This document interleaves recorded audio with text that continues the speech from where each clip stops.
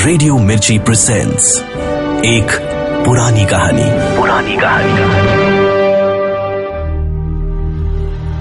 Radio मिर्ची 98.3 FM पर सुनिए सादत हसन मंटो का अफसाना मेरा नाम राधा है, प्रोड्यूस्ड बाय अंकित शर्मा और आवाज है आरजे साइमा की।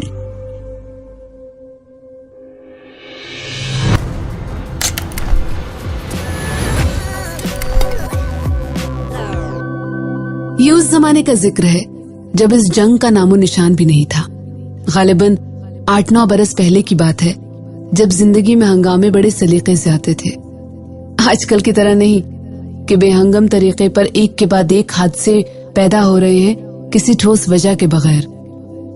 उस वक्त मैं 40 रुपए माहवार पर एक फिल्म कंपनी में मुलाजिम था और मेरी जिंदगी बड़े आराम से गुजर रही थी।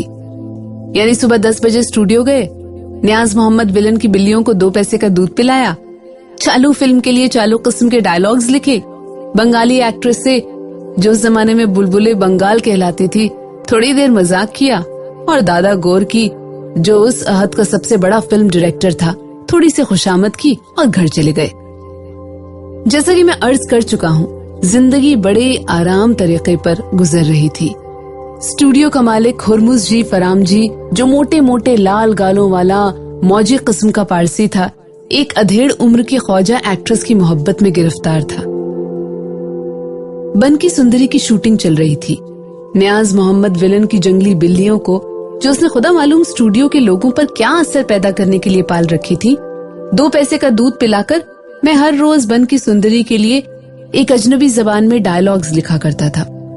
इस फिल्म की कहानी क्या थी, प्लॉट कैसा था, इसका इल्म जैसा कि जाहिर है मुझे बिल्कुल नहीं था कि मैं उस जमाने में एक मुंशी था जिसका काम हुक्म मिलने पर जो कुछ कहा जाए गलत सलत उर्दू में जो डायरेक्टर साहब की समझ में आ जाए पेंसिल से एक कागज पर लिख देना होता था। खैर, बन की सुंदरी की शूटिंग चल रही थी और ये अफवाह गरम थी कि सेठ हुरमुज जी फराम जी कहीं से वैम्प का पार्ट अदा करने के लिए एक नया चेहरा ला रहे हैं। हीरो का पार्ट राजकिशोर को दिया गया था। राजकिशोर रावलपिंडी का एक खुश शक्ल और सेहतमंद नौजवान था। उसके जिस्म के बारे में लोगों का ये ख्याल था कि बहुत मर्दाना और सुडौल है। मैंने कई मर्तबा उसके मुताल्लिक गौर किया, मगर मुझे राजकिशोर के जिस्म में जो यकीनन कसरती था कोई कशिश नजर न आई। इसकी वजह यह भी हो सकती है कि मैं बहुत ही दुबला और मरियल किस्म का इंसान हूँ और अपने जैसे जिस्म वालों के बारे में इतना ज्यादा गौर करने का आदी नहीं जितना उनके दिलो दिमाग और रूह के बारे में सोचने का आदी हूँ। मुझे राजकिशोर से नफरत नहीं थी, इसलिए कि मैंने अपनी उम्र में कभी कभी ही किसी इंसान से नफरत की है, मगर वो मुझे कुछ ज्यादा पसंद नहीं था। इसकी वजह मैं आहिस्ता आहिस्ता आपसे बयान करूंगा। राजकिशोर की जबान, उसका लबो लहजा जो ठेठ रावलपिंडी का था, मुझे बेहद पसंद था। मेरा ख्याल है कि पंजाबी जबान में अगर कहीं खूबसूरत किस्म की शीरीनी मिलती है तो वो रावलपिंडी की जबान ही है। इस शहर की जबान में एक अजीब किस्म का मर्दानापन है जिसमें बैक वक्त मिठास और घुलावट है। अगर रावलपिंडी की कोई औरत आपसे बात करे तो ऐसा लगता है कि लजीज आम का रस आपके मुंह में चुआया जा रहा है, मगर मैं आमों की नहीं, राजकिशोर की बात कर रहा था जो मुझे आम से बहुत कम अजीज था। राजकिशोर, जैसा कि मैं अर्ज कर चुका हूँ, एक खुश शक्ल और सेहतमंद नौजवान था। बात यहाँ खत्म हो जाती तो मुझे ऐतराज एतराज न होता, मगर मुसीबत ये थी कि उसे यानी राजकिशोर को खुद अपने सेहतमंद और अपने खुश शक्ल होने का एहसास था। ऐसा एहसास जो कम से कम मेरे लिए नाकाबिले कबूल था। सेहतमंद होना बड़ी अच्छी चीज है, मगर दूसरों पर अपनी सेहत की बीमारी बनाकर आयद करना बिल्कुल दूसरी चीज है। राजकिशोर को यही बीमारी थी। वो अपनी सेहत, अपनी तंदुरुस्ती, अपने मुतनासिब और सुडौल जिस्म की बेकार में नुमाइश किए फिरता था, और खासकर उन लोगों के सामने जिनका जिस्म उसकी तरह न हो। इसमें कोई शक नहीं कि मैं दायमी मरीज हूँ, कमजोर हूँ। मेरे एक फेफड़े में हवा खींचने की ताकत बहुत कम है, मगर खुदा को सब पता है कि मैंने आज तक इस कमजोरी का कोई प्रोपेगेंडा नहीं किया। मुझे इस बात का पूरी तरह इल्म है कि इंसान अपनी कमजोरियों से उसी तरह फायदा उठा सकता है जिस तरह वो अपनी ताकतों से उठाता है, मगर मेरा ईमान है कि हमें ऐसा नहीं करना चाहिए। खूबसूरती मेरे नजदीक वो खूबसूरती है जिसकी दूसरे बुलंद आवाज में नहीं दिल ही दिल में तारीफ करें। मैं उस सेहत को बीमारी समझता हूँ जो पत्थर बनकर निगाहों के साथ टकराती रहती है। राजकिशोर में वो तमाम खूबसूरतियां मौजूद थीं जो एक नौजवान मर्द में होनी चाहिए, मगर मुझे अफसोस है कि उसे उन खूबसूरतियों का निहायत ही भोंडी नुमाइश करने की आदत थी। वो आपसे बात कर रहा है और अपने एक बाजू के पुट्ठे अकड़ा रहा है और खुद ही दाद दे रहा है। निहायत ही अहम गुफ्तगू हो रही है, यानी स्वराज का मसला छिड़ा हुआ है, और वो अपने खादी के कुर्ते के बटन खोलकर अपने सीने की चौड़ाई का अंदाजा कर रहा है।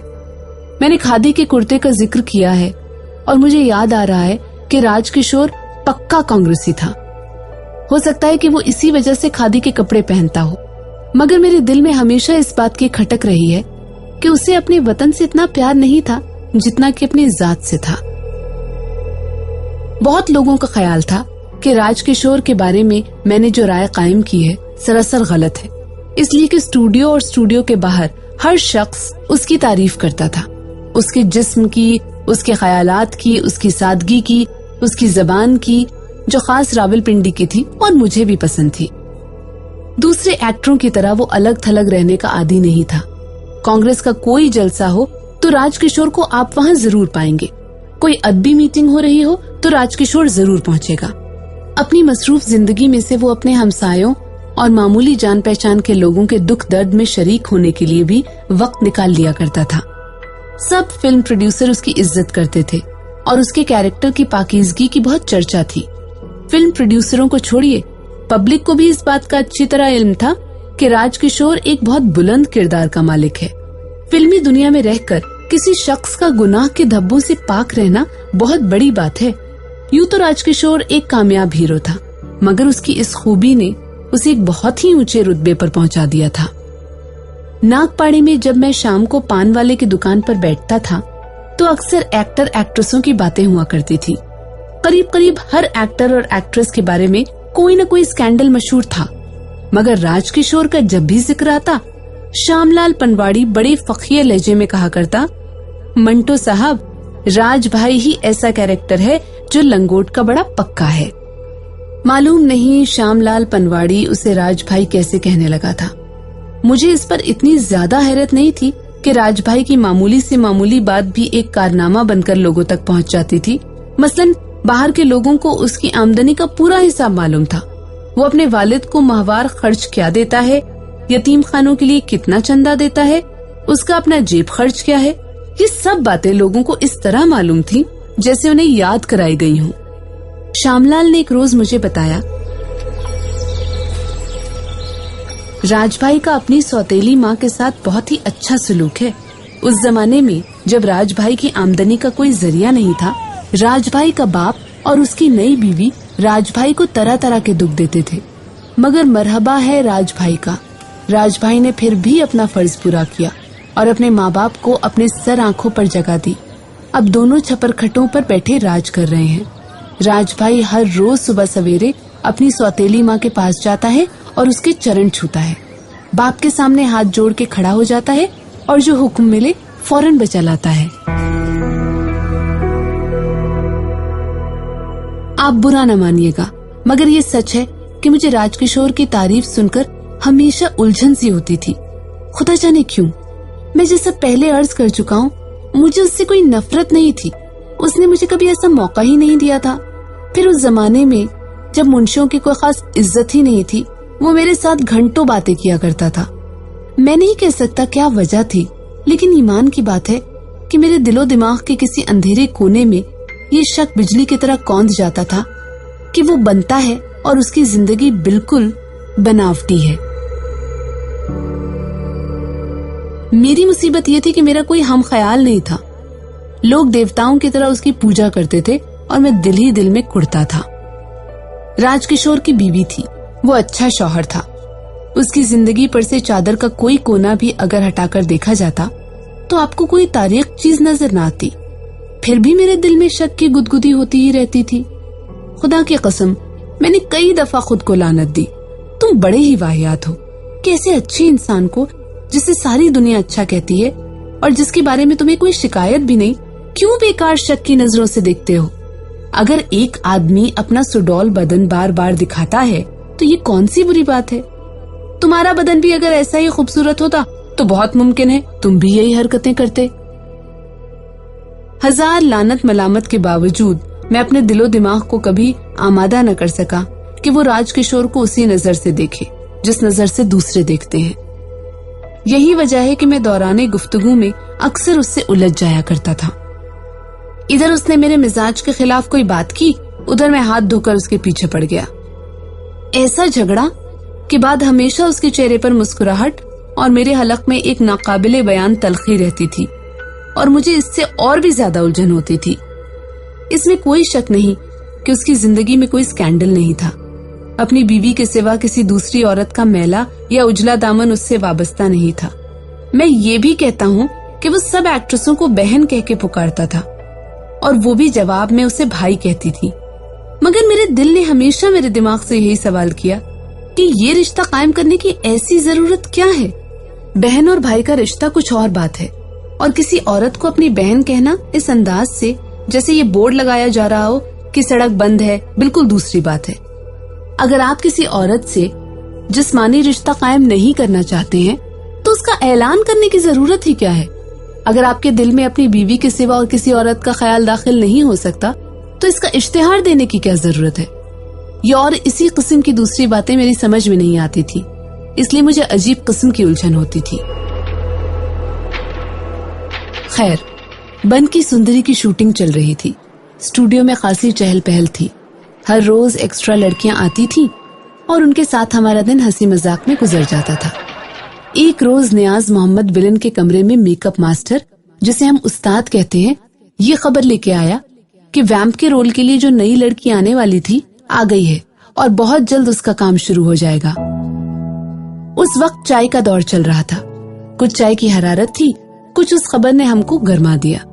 स्टूडियो में एक नई लड़की का दाखिला हमेशा खुशगवार हादसा हुआ करता है, तो हम सब नियाज मोहम्मद विलन के कमरे से निकलकर बाहर चले आए कि नई लड़की का दीदार किया जाए। शाम के वक्त जब सेठ हुरमुज जी फराम जी अपने ऑफिस से निकलकर ईसा तबलची की चांदी की डिबिया से 2 खुशबूदार तंबाकू वाले पान अपने चौड़े कल्ले में दबाकर बिलियर्ड रूम का रुख कर रहे थे, हमें वो नई लड़की नजर आई। वो सांवले रंग की औरत थी। बस मैं सिर्फ इतना ही देख सका कि वो जल्दी जल्दी सेठ के साथ हाथ मिलाकर स्टूडियो की मोटर में बैठकर चली गई थी। कुछ देर के बाद मुझे नियाज मोहम्मद विलन ने बताया कि उस औरत के होंठ मोटे हैं। वो गालिबन सिर्फ होंठ ही देख सका था। उस्ताद, जिसने शायद इतनी झलक भी नहीं देखी थी, सिर हिलाकर बोला, हाँ, कंडम, यानी बकवास है। 4-5 रोज गुजर गए मगर वो नई लड़की स्टूडियो में ना आई। 5वें या 6ठे रोज जब मैं गुलाब के होटल से चाय पीकर निकल रहा था कि अचानक मेरी और उसकी मुठभेड़ हो गई। मैं हमेशा औरतों को चोर आंख से देखने का आदी हूँ। अगर कोई औरत एकदम मेरे सामने आ जाए तो मुझे उसका कुछ भी नजर नहीं आता। मेरी उस नई लड़की से मुठभेड़ एकदम से हो गई थी, इसलिए मैं उसकी शक्लो शबाहत के बारे में कोई अंदाजा न कर सका। हाँ, मैंने उसके पांव जरूर देखे जिसमें नई फैशन के स्लीपर थे। लेबोरेटरी से स्टूडियो तक जो रविश जाती थी उस पर मालिकों ने बजरी बिछवा रखी थी। उस बजरी में बेशुमार गोल गोल बट्टियां थी जिन पर से जूता बार बार फिसलता था। नई लड़की के पांव में खुले स्लीपर थे, इसलिए चलने में उसे कुछ ज्यादा ही तकलीफ हो रही थी। उस मुलाकात के बाद आहिस्ता आहिस्ता मिस नीलम से मेरी दोस्ती हो गई। स्टूडियो के लोगों को तो खैर इसका इल्म नहीं था, मगर उसके साथ मेरे ताल्लुकात बहुत ही बेतकल्लुफ थे। उसका असली नाम राधा था। मैंने एक बार उससे पूछा, तुमने इतना प्यारा नाम क्यों छोड़ दिया? उसने जवाब दिया, यूं ही। फिर थोड़ी देर के बाद उसने कहा, मेरा नाम इतना प्यारा है कि मैं इसे फिल्म में इस्तेमाल नहीं करना चाहती। आप शायद ये सोचें कि राधा मजहबी ख्यालात की औरत थी। जी नहीं, उसे मजहब से दूर तक का भी वास्ता नहीं था। लेकिन जिस तरह मैं हर नई तहरीर शुरू करने से पहले कागज पर बिस्मिल्लाह की अदात जरूर लिखता हूँ, उसी तरह शायद उसे भी गैर इरादी तौर पर राधा के नाम से बेहद प्यार था। वो चाहती थी कि उसे राधा न कहा जाए, इसलिए अब मैं उसे नीलम ही कहूंगा। नीलम बनारस की एक तवाइफजादी थी। वहीं का लबो लहजा था जो कानों को बहुत भला मालूम होता था। मेरा नाम सादत है, मगर वो मुझे हमेशा सादिक ही कहा करती थी। एक दिन मैंने उससे कहा, नीलम, मैं जानता हूँ तुम मुझे सादत कह सकती हो, फिर मुझे समझ नहीं आता कि तुम खुद को ठीक क्यों नहीं करती। उसके सांवले होठों पर, जो बहुत ही पतले थे, एक मुस्कुराहट पैदा हुई और उसने जवाब दिया, जो गलती मुझसे एक बार हो जाए मैं उसे ठीक करने की कोशिश नहीं किया करती। मेरा ख्याल है बहुत कम लोगों को मालूम था कि वो औरत या वो लड़की जिसे स्टूडियो के तमाम लोग एक मामूली एक्ट्रेस समझते थे, अजीबोगरीब किस्म की खूबी की मालकन थी। उसमें दूसरी एक्ट्रेसों का सा ओछापन बिल्कुल नहीं था। उसकी संजीदगी, जिसे स्टूडियो का हर शख्स अपनी ऐनक से बिल्कुल गलत रंग में देखता था, बहुत प्यारी चीज थी। उसके सांवले चेहरे पर, जिसकी जिल्द बहुत ही साफ और हमवार थी, ये संजीदगी एक गंभीरता जैसी बन गई थी। इसमें कोई शक नहीं कि इससे उसकी आंखों में, उसके पतले होठों के कोनों में गम की बेमालूम तलखियां सी घुल गई थी। मगर ये वाकया है कि इसी चीज ने उसे दूसरी औरतों से बिल्कुल अलग कर दिया था। मैं उस वक्त भी हैरान था और अब भी वैसा ही हैरान हूँ कि नीलम को बन की सुंदरी में वैम्प के रोल के लिए क्यों चुना गया। इसलिए कि उसमें तेजी नाम की कोई चीज ही नहीं थी। जब वो पहली मर्तबा अपना वाहियात रोल अदा करने के लिए तंग चोली पहनकर सेट पर आई तो मेरी निगाहों को बहुत सदमा पहुंचा। वो दूसरों का बर्ताव फौरन ताड़ जाया करती थी। बाद में उसने मुझे खुद ब खुद कहा था, डायरेक्टर साहब ने कहा था कि मेरा रोल शरीफ औरत का नहीं है, इसलिए मुझे इस किस्म का लिबास दिया गया है। मैंने उनसे कहा था, अगर ये लिबास है तो मैं आपके साथ नंगी चलने के लिए ही तैयार हूँ। मैंने पूछा, डायरेक्टर साहब ने तुम्हारी बात सुनकर क्या कहा? उसके पतले होठों पर एक खफीफ सी पुरअसरार मुस्कुराहट पैदा हुई।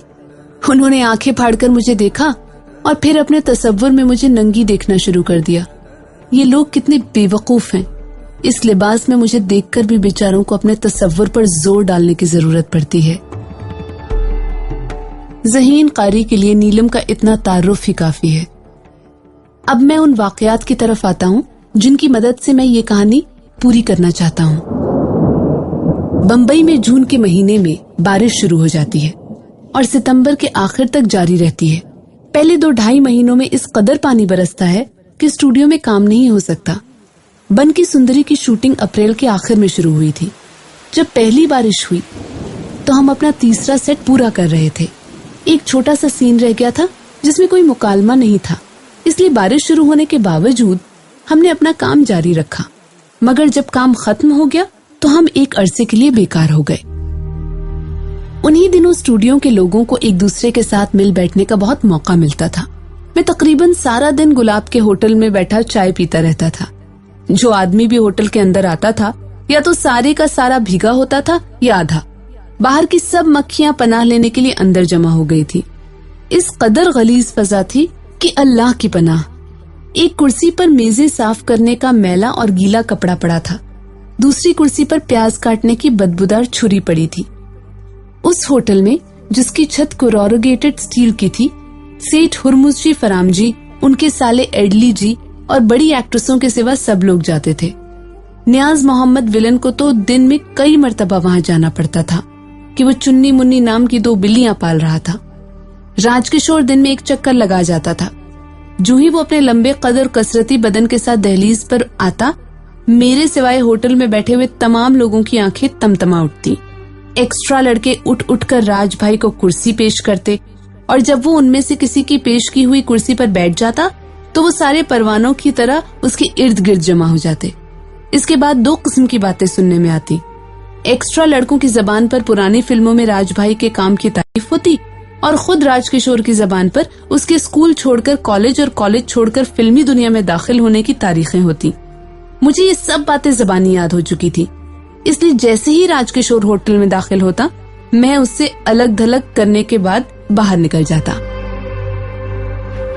एक रोज जब बारिश थमी हुई थी और हुरमुज़जी फरामजी का एल्सेशियन कुत्ता नियाज मोहम्मद विलन की बिल्लियों चुन्नी मुन्नी से डरकर गुलाब के होटल की तरफ दुम दबाए भागा जा रहा था, मैंने मौलसिरी के दरख्त के नीचे बने हुए गोल चबूतरे पर नीलम और राजकिशोर को बातें करते हुए देखा।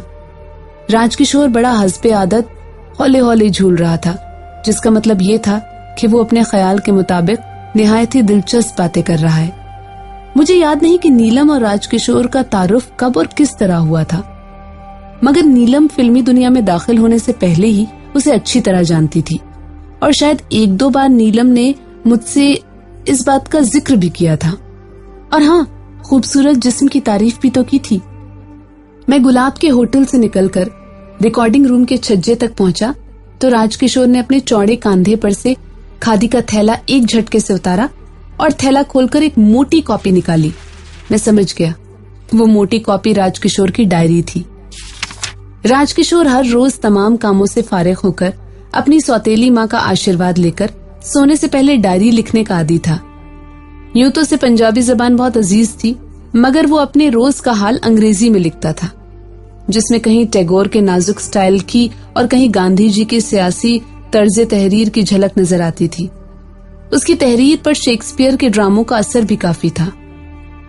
अगर आपको वो डायरी कभी मिल जाए तो आपको राजकिशोर की जिंदगी के 10-15 बरसों का हाल मालूम हो सकता है। उसने कितने रुपए चंदे में दिए, कितने गरीबों को खाना खिलाया, कितने जलसों में शिरकत की, क्या पहना और क्या उतारा। और अगर मेरा अंदाजा दुरुस्त है तो आपको उस डायरी के किसी पेज पर मेरे नाम के साथ 35 रुपए लिखे हुए नजर आ जाएंगे, जो मैंने एक बार उनसे कर्ज लिए थे और इस ख्याल से वापस नहीं किए थे कि वो अपनी डायरी में उनकी वापसी का जिक्र कभी नहीं करेगा। खैर, वो नीलम को अपनी डायरी के चंद पन्ने पढ़कर सुना रहा था। मैंने दूर ही से उसके खूबसूरत होठों की जुम्बिश से मालूम कर लिया कि वो शेक्सपियरी अंदाज में खुदा की हम्द बयान कर रहा है। नीलम मौलसरी के दरख्त के नीचे सीमेंट के गोल चबूतरे पर खामोश बैठी थी। उसके चेहरे की मलीह मतानत पर राजकिशोर के अल्फाज कोई असर पैदा नहीं कर रहे थे। वो राजकिशोर की उभरी हुई छाती की तरफ देख रही थी। राजकिशोर के कुर्ते के बटन खुले हुए थे और उसके गोरे बदन पर उसकी छाती के काले बाल बहुत ही खूबसूरत मालूम हो रहे थे। स्टूडियो में चारों तरफ हर चीज धुली हुई थी। नियाज मोहम्मद विलन की दोनों बिल्लियां भी, जो आमतौर पर गलीज रहा करती थी, उस रोज बहुत साफ सुथरी दिखाई दे रही थी। नीलम जॉर्जेट की बेदाग सफेद साड़ी पहनी हुई थी। ब्लाउज सफेद लिनन का था, जो उसकी सांवली और सुडौल बाहों के साथ एक निहायत ही खुशगवार और मध्यम सा तजाद पैदा कर रहा था। नीलम इतनी अलग क्यों दिखाई दे रही है? एक लहजे के लिए ये सवाल मेरे दिमाग में पैदा हुआ, और जब एकदम मेरी और उसकी आंखें चार हुई तो मुझे उसकी निगाहों में अपने सवाल का जवाब मिल गया।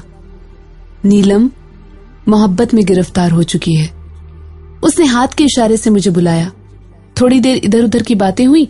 जब राजकिशोर चला गया तो उसने मुझसे कहा, आज तुम मेरे साथ चलोगे। शाम को 6 बजे हम उसके मकान पर थे। जो ही हम अंदर दाखिल हुए, उसने अपना बैग सोफे पर फेंका और मुझसे नजरें मिलाए बगैर कहा, तुमने जो कुछ सोचा है गलत है।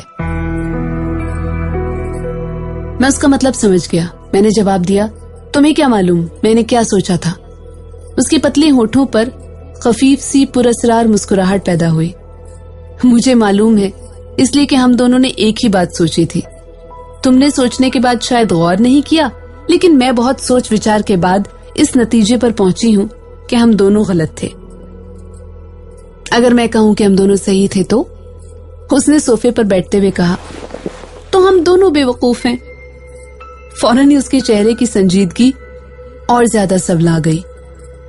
सादिक, ये कैसे हो सकता है? मैं बच्ची हूं जो मुझे अपने दिल का हाल मालूम नहीं। तुम्हारे ख्याल के मुताबिक मेरी उम्र क्या होगी? 22 बरस। बिल्कुल दुरुस्त। लेकिन तुम ये नहीं जानते कि 10 बरस की उम्र में भी मुझे मोहब्बत के मानी मालूम थे। मानी क्या हुए जी, खुदा की कसम मैं मोहब्बत करती थी। 10 से लेकर 16 बरस की उम्र तक मैं एक खतरनाक मोहब्बत में गिरफ्तार थी। मेरे दिल में अब क्या खाक किसी की मोहब्बत पैदा होगी।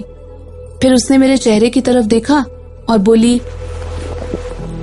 तुम कभी नहीं मानोगे। मैं तुम्हारे सामने अपना दिल निकाल कर रख दूं, फिर भी तुम यकीन नहीं करोगे। मैं तुम्हें अच्छी तरह जानती हूँ। भाई खुदा की कसम, वो मर जाए जो तुमसे झूठ बोले। मेरे दिल में अब किसी की मोहब्बत पैदा नहीं हो सकती। हाँ, इतना जरूर है कि वो कहते कहते एकदम रुक गई। मैंने कुछ न कहा कि वो गहरे फिक्र में डूब गई थी। वो शायद सोच रही थी कि इतना जरूर क्या है। थोड़ी देर के बाद उसके पतले होठों पर वही हल्की सी मुस्कुराहट पैदा हुई, जिससे कभी कभी उसके चेहरे की संजीदगी में थोड़ी सी आलिमाना शरारत पैदा हो जाती थी। सोफे पर से एक झटके के साथ उठकर उसने कहना शुरू किया, मैं इतना जरूर कह सकती हूँ कि ये मोहब्बत नहीं है। कोई और भला हो तो मैं कह नहीं सकती। सादिक, मैं तुम्हें यकीन दिलाती हूँ। मैंने फौरन ही कहा, यानी तुम अपने आप को यकीन दिलाती हो। वो जल गई। तुम बहुत कमीने हो भाई, कहने का एक ढंग होता है। आखिर तुम्हें यकीन दिलाने की मुझे जरूरत ही क्या पड़ी है? मैं अपने आप को यकीन दिला रही हूँ, मगर मुसीबत यह है कि मुझे यकीन आ नहीं रहा है। क्या तुम मेरी मदद नहीं कर सकते? वो मेरे पास बैठ गई और मेरे दाहिने हाथ की उंगलियां पकड़कर मुझसे पूछने लगी, राजकिशोर के बारे में तुम्हारा क्या ख्याल है? मेरा मतलब है, तुम्हारे ख्याल के मुताबिक राजकिशोर में वो कौन सी चीज है जो मुझे पसंद आ गई है? उंगलियां छोड़कर उसने एक एक करके मेरी दूसरी उंगलियां पकड़नी शुरू कर दी। मुझे उसकी बातें पसंद नहीं, मुझे उसकी एक्टिंग पसंद नहीं, मुझे उसकी डायरी पसंद नहीं। जाने आज क्या खुराफात सुना रहा था। फिर वो खुद ही तंग आकर उठ खड़ी हुई। समझ में नहीं आता मुझे क्या हो गया है। जी चाहता है कि एक हंगामा हो, बिल्लियों की लड़ाई हो, शोर मचे, धूल उड़े और मैं पसीना पसीना हो जाऊं। फिर एकदम वो मेरी तरफ पलटी। सादिक, तुम्हारा क्या ख्याल है? मैं कैसी औरत हूं? मैंने मुस्कुराकर जवाब दिया, बिल्लियां और औरतें मेरी समझ में कभी नहीं आई। उसने एकदम पूछा, क्यों? मैंने थोड़ी देर सोचकर जवाब दिया, हमारे घर में एक बिल्ली रहती थी। साल में एक मर्तबा उस पर रोने के दौरे पड़ते थे। उसका रोना सुनकर कहीं से एक बिल्ला आ जाया करता था। फिर उन दोनों में इस कदर लड़ाई और खून खराबा होता कि अल्लाह। मगर उसके बाद वो खाला बिल्ली 4 बच्चों की मां बन जाया करती थी। तुम कितने गंदे हो। उसके मुंह का जायका जैसे खराब हो गया हो। थोड़ी देर के बाद इलायची से मुंह का जायका दुरुस्त करते हुए उसने कहा, औलाद से मुझे नफरत है। खैर, हटाओ जी इस किस्से को। उसने पानदान खोलकर अपनी पतली पतली उंगलियों से मेरे लिए पान लगाना शुरू कर दिया। चांदी की छोटी छोटी कटोरियों में से उसने बड़ी नफासत से चमची के साथ चूना और कत्था निकाला, रंग निकाले, पान पर फैलाया, छालियां रखी और गिलौरी बनाकर मुझे दी। सादिक, तुम्हारा क्या ख्याल है? मैंने पूछा, किस बारे में? उसने सरौते से भुनी हुई छालियां काटते हुए कहा, उसी बकवास के बारे में जो खामखा शुरू हो गई। ये बकवास नहीं तो और क्या है। मेरी समझ में कुछ नहीं आता। खुद ही फाड़ती हूँ, खुद ही रफू करती हूँ। अगर ये बकवास जारी रही ना तो जाने क्या होगा। तुम नहीं जानते, मैं बहुत जबरदस्त औरत हूँ। जबरदस्त से तुम्हारी मुराद क्या है? उसके पतले होठों पर वही खफीफ मुस्कुराहट पैदा हुई। तुम बड़े बेशर्म हो, सब कुछ समझते हो, मगर महीन महीन चुटकियां लेकर मुझे उकसाओगे जरूर। उसकी आंखों की सफेदी गुलाबी रंगत इख्तियार कर गई। तुम समझती क्यों नहीं? मैं बहुत गर्म मिजाज औरत हूं। वो उठ खड़ी हुई। अब तुम जाओ, मैं नहाना चाहती हूँ। मैं चला गया। इसके बाद नीलम ने बहुत दिनों तक राजकिशोर के बारे में मुझसे कुछ न कहा, मगर इस दौरान में हम दोनों एक दूसरे के ख्यालात से वाकिफ थे। जो कुछ वो सोचती थी मुझे मालूम हो जाता था और जो कुछ मैं सोचता था उसे मालूम हो जाता था। कई रोज तक यही खामोश तबादला जारी रहा। एक दिन डायरेक्टर कृपलानी, जो बन की सुंदरी बना रहे थे, हीरोइन को एक गीत सुनवा रहे थे। हम सब म्यूजिक रूम में जमा थे। नीलम एक कुर्सी पर बैठी अपने पाँव की जुम्बिश से हौले हौले ताल दे रही थी। एक बाजारी किस्म का गाना था, मगर धुन अच्छी थी। जब गीत खत्म हुआ तो राजकिशोर कांधे पर खादी का थैला टांगे कमरे में दाखिल हुआ। Director Kripalani, music director Ghosh, sound recordist Mogha, इन सबको धीरे धीरे उसने अंग्रेजी में आदाब किया। फिर हीरोइन मिस ईदन बाई को हाथ जोड़कर नमस्कार किया और कहा, ईदन बहन, कल मैंने आपको क्रॉफोर्ड मार्केट में देखा। मैं आपकी भाभी के लिए मौसम्बिया खरीद रहा था। क्या आपकी मोटर नजर आई? झूलते झूलते उसकी नजर नीलम पर पड़ी, जो पियानो के पास एक पस्त कद कुर्सी में धसी हुई थी। एकदम उसके हाथ नमस्कार के लिए उठे। नीलम फौरन उठ खड़ी हुई। राज साहब, मुझे बहन न कहिएगा। नीलम ने यह बात कुछ इस अंदाज से कही कि म्यूजिक रूम में बैठे हुए सब आदमी एक लहजे के लिए चुप हो गए। राजकिशोर खिसियाना सा हो गया और सिर्फ इस कदर कह सका, क्यों? नीलम जवाब दिए बगैर बाहर निकल गई। तीसरी रोज दोपहर के वक्त में नागपाड़े में श्यामलाल पनवाड़ी की दुकान पर गया तो वहां इसी वाकये के बारे में बातें हो रही थी। श्यामलाल ने बड़े अजीब से लहजे में कहा, साली का अपना मन मैला होगा, वरना राजभाई किसी को बहन कहें और वो बुरा माने। कुछ भी हो, साली की मुराद कभी पूरी नहीं होगी। राजभाई लंगोट का बहुत पक्का है। राजभाई के लंगोट से मैं बहुत तंग आ चुका था, मगर मैंने श्यामलाल से कुछ न कहा और खामोश बैठा उसकी और उसके दोस्त ग्राहकों की बातें सुनता रहा। स्टूडियो में हर शख्स को म्यूजिक रूम के उस हादसे का इल्म था और 3 रोज से बातों का टॉपिक सिर्फ यही हादसा था कि राजकिशोर को मिस नीलम ने क्यों एकदम बहन कहने से मना कर दिया।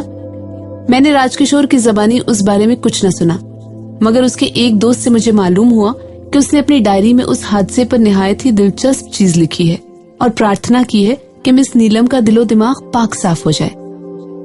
उस हादसे के बाद कई दिन गुजर गए, मगर कोई काबिले जिक्र बात न हुई।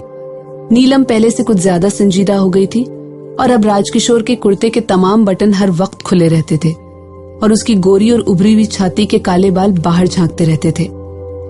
इत्तेफाक से 2 रोज से बारिश थमी हुई थी और बन की सुंदरी के चौथे सेट का रंग खुश्क हो चुका था, इसलिए डायरेक्टर कृपलानी ने नोटिस बोर्ड पर शूटिंग का ऐलान लगा दिया था। जो सीन लिया जाने वाला था नीलम और राजकिशोर के दरमियान था। मैंने ही उस सीन के डायलॉग्स लिखे थे, इसलिए मुझे मालूम था कि राजकिशोर बातें करते करते नीलम का हाथ चूमेगा।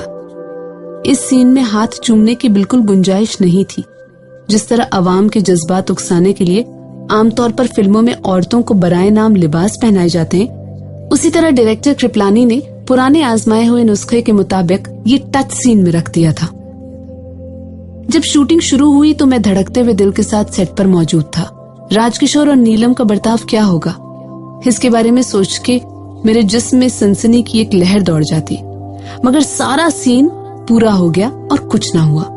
मेरा ख्याल था कि नीलम अपना हाथ खींचकर राजकिशोर के मुंह पर एक ऐसा चांटा जड़ देगी कि रिकॉर्डिंग रूम में मोघा के कानों के पर्दे फट जाएंगे, मगर इसके बजाय मुझे नीलम के पतले होठों पर एक हल्की सी मुस्कुराहट दिखाई दी जिसमें औरत के छुपे जज्बात होते हैं। मुझे सख्त नाउमीदी हुई, मगर मैंने इसका जिक्र नीलम से न किया। 2-3 रोज गुजर गए और जब उसने भी मुझसे इस बारे में कुछ न कहा तो मैं इस नतीजे पे पहुंचा कि उसे इस हाथ चूमने वाली बात का इल्म ही नहीं था, बल्कि यूं कहना चाहिए कि उसके दिमाग में तो इसका ख्याल तक भी नहीं आया था। और इसकी वजह सिर्फ ये हो सकती है कि वो उस वक्त राजकिशोर की जबान से, जो औरत को बहन कहने का आदी था, आशिकाना अल्फाज सुन रही थी। नीलम का हाथ चूमने की बजाय राजकिशोर ने अपना हाथ क्यों चूमा था? क्या उसने इंतकाम लिया था? क्या उसने नीलम को जलील करने की कोशिश की थी?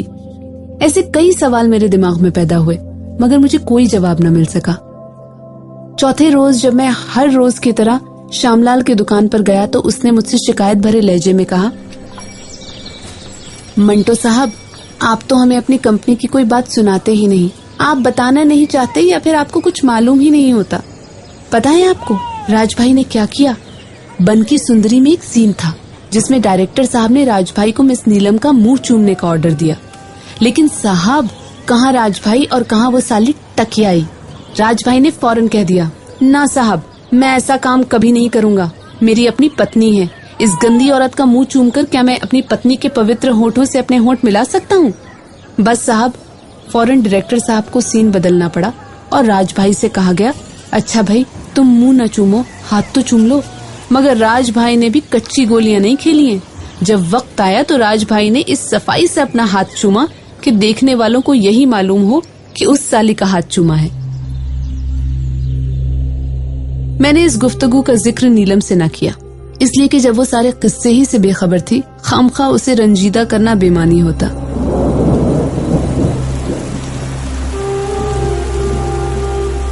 मालूम नहीं कौन सा महीना था और कौन सी तारीख। मुझे सिर्फ इतना याद है कि बन की सुंदरी का 5वां सेट लग रहा था और बारिश बड़े जोरों पर थी कि नीलम को अचानक बहुत तेज बुखार हो गया।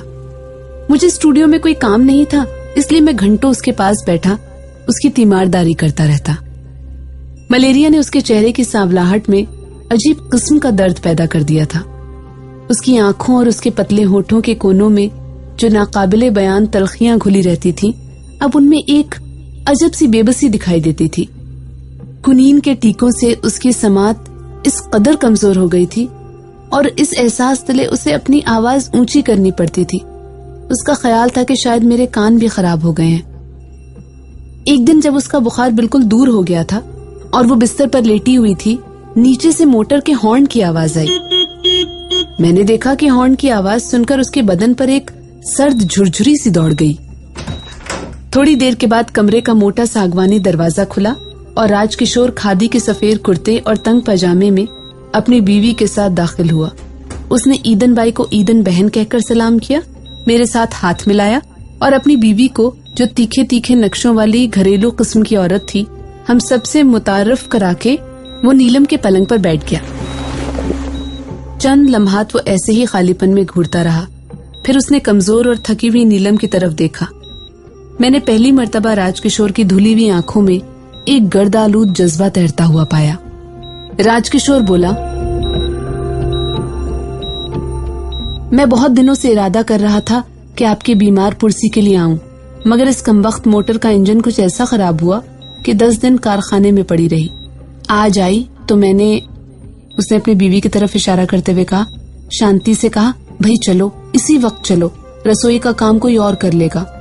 आज इत्तेफाक से रक्षाबंधन का त्योहार भी है, नीलम बहन की खैरो आफियत भी पूछाएंगे और उनसे रक्षा भी बंधवाएंगे। फिर उसने अपने खादी के कुर्ते की जेब से एक रेशमी फुंदनों वाली राखी निकाली। नीलम के चेहरे की जर्दी और ज्यादा दर्दअंगेज हो गई। राजकिशोर अपनी बात कहने के बाद जानबूझकर नीलम की तरफ नहीं देख रहा था। उसने ईदन बाई से कहा, मगर ऐसे नहीं, खुशी का मौका है, बहन बीमार बनकर राखी नहीं बांधेगी। फिर उसने अपनी बीवी से कहा, शांति चलो उठो, इनको लिपस्टिक वगैरह लगाओ। मेकअप बॉक्स कहाँ है? सामने मेंटल पीस पर नीलम का मेकअप बॉक्स पड़ा था। राजकिशोर ने चंद लंबे लंबे कदम उठाए और बॉक्स ले आया। नीलम खामोश थी। उसके पतले होंठ भिज गए थे, जैसे वो अपनी चीखें बड़ी मुश्किल से रोक रही हो।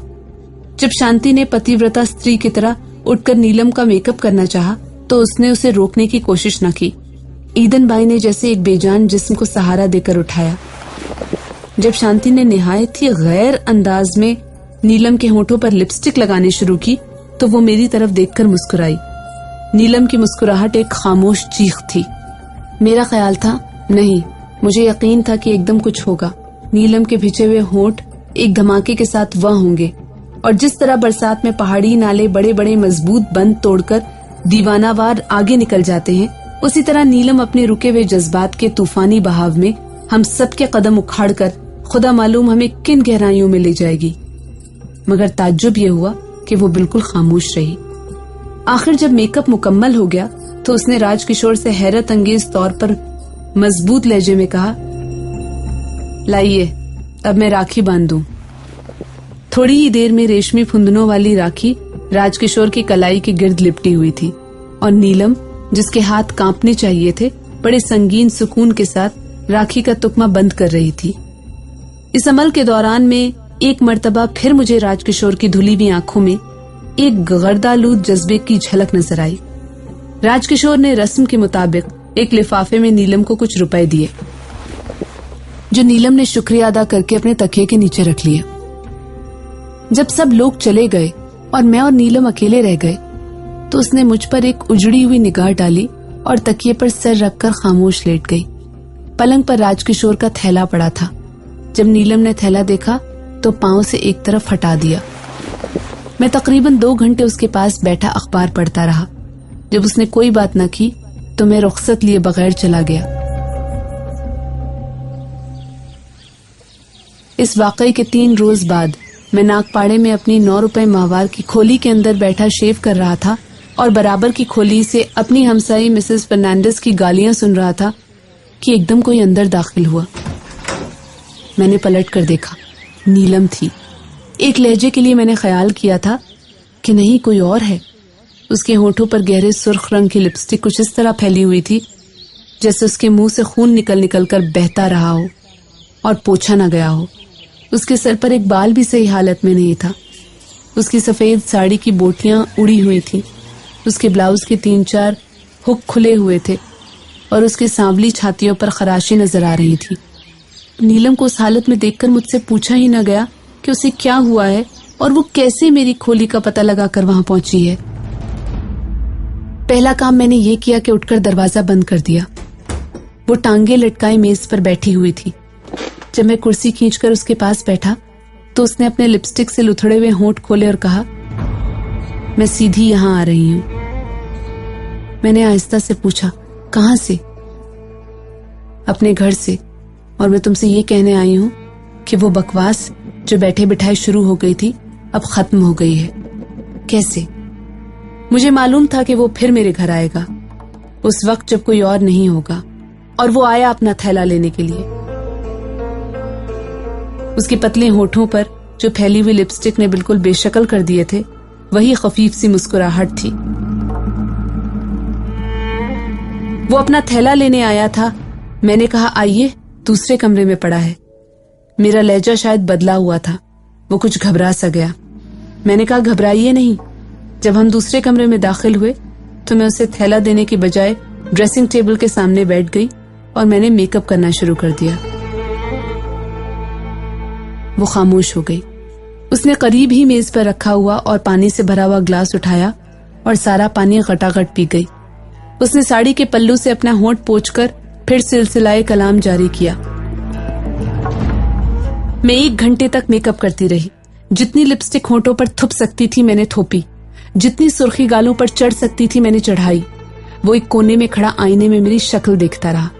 जब मैं बिल्कुल चुड़ैल बन गई तो मजबूत कदमों के साथ चलकर मैंने दरवाजा बंद कर दिया।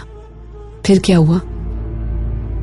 जब मैंने अपने सवाल का जवाब हासिल करने के लिए उसकी तरफ देखा तो वो मुझे बिल्कुल अजीब नजर आई।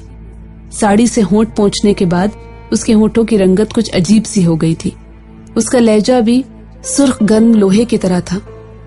इस वक्त तो वो मुझे चुड़ैल नजर नहीं आ रही थी, लेकिन जब उसने मेकअप किया होगा वो यकीनन चुड़ैल दिखाई देती होगी। मेरे सवाल का जवाब उसने फौरन न दिया। मेज पर से उठकर वो टाट की चारपाई पर बैठ गई। मैंने उसको झंझोड़ दिया। जंगली बिल्ली की तरह मैं उस पर टूट पड़ी। मैंने उसका मुंह नोच डाला। बहुत देर तक मैं उसके साथ कुश्ती लड़ती रही।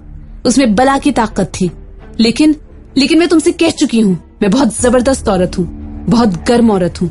मेरी कमजोरी, वो कमजोरी जो मलेरिया ने पैदा की थी, मुझे बिल्कुल महसूस ना हुई। मेरा बदन तप रहा था, मेरी आंखों से चिंगारियां निकल रही थी, मेरी हड्डियां सख्त हो रही थी। मैंने उसे जकड़ रखा था, मैं उससे लड़ रही थी, मैं उससे भिड़ रही थी। मैंने उसके सफेद खादी के कुर्ते की कई बोटियां इन उंगलियों से नोच डाली। उसने मेरे बाल नोचने शुरू कर दिए, मेरी कई लट्टी जड़ से निकाल डाली। उसने अपनी सारी ताकत सर्फ कर डाली, मगर मैंने तहैया कर लिया था कि फतह मेरी होगी, जीतूंगी मैं। वो कालीन पर गिरा पड़ा था और मैं इस कदर हाँफ रही थी कि लगता था मेरी सांस एकदम रुक जाएगी। मैंने हाँफते हाँफते भी उसके कुर्ते की चिंदी चिंदी कर दी। मैंने जब बालों भरा उसका चौड़ा चकला सीना देखा तो सादिक, कमबख्त का जिस्म वाकई खूबसूरत है। जाने मुझे क्या हुआ, मैं एकदम उस पर झुकी और मैंने उसे काटना शुरू कर दिया। यकायक वो रुक गई और तेजी से चारपाई से उठ खड़ी हुई। अपने बिखरे हुए बालों को सिर की जुम्बिश से एक तरफ उठाते हुए वो फिर बैठ गई। मैंने उसके पजामे के टुकड़े उड़ा दिए और उसके होठों से अपने लहू भरे होठे पेवस्त कर दिए। मैंने उसे एक खतरनाक जलता हुआ बोसा दिया तो वो अंजाम रसीदा औरत की तरह ठंडा हो गया। मैंने वो बकवास देखी, वही बकवास जिसके बारे में सोचती थी। मुझे एकदम उससे नफरत हो गई। मैं उठ खड़ी हुई। मैंने अपने पूरे कद से नीचे उसकी तरफ देखा। उसके खूबसूरत बदन पर उसके और मेरे लहू ने और मेरी लिपस्टिक की सुर्खी ने बहुत ही बदनुमा बेल बूटे बना दिए थे। मैंने अपने कमरे की तरफ देखा तो मुझे हर चीज बुरी नजर आई। मैंने जल्दी से दरवाजा खोला कि कहीं मेरा दम न घुट जाए और सीधी तुम्हारे पास चली आई। वो खामोश हो गई, मुर्दे की तरह खामोश। मैं डर गया।